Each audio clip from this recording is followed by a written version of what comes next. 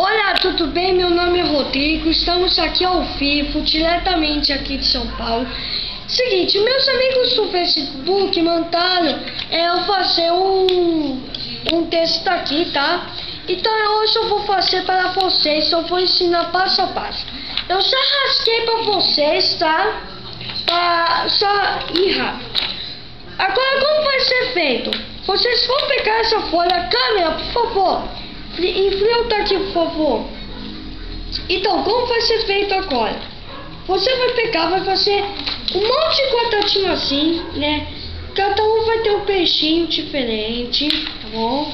Assim, diferente, tá? Deixa eu tirar aqui. Cada vez, tá? Você vem aqui também, faz isso aqui. Vem aqui, né? Faz assim. Eu fiz um vídeo, né? Que não tá no Facebook, está no Twitter, tá? Aí vocês verão. Assim, tá vendo? Aí vocês abrem totalmente. Por favor, câmera. Só aqui. Aí, vocês vêm aqui assim. Rápido, né? Assim. Assim. Assim. Tá vendo? Tome muito cuidado, tá? Porque é muito sensível o papel, né? Assim, ó, tá bom? Assim.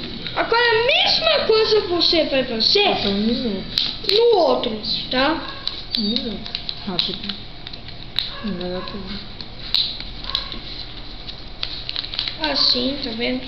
Bem rápido. Assim. Rodrigo, não dá tempo. Rápido, rápido. Então, agora já terminamos o meu aqui, tá? Um beijo tão forte no seu coração, ó. E fica fazendo, tá, ó, assim.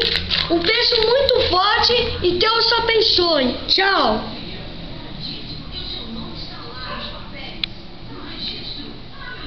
Tchau, tchau, ó. Faz muito bom, hein? Tá bom?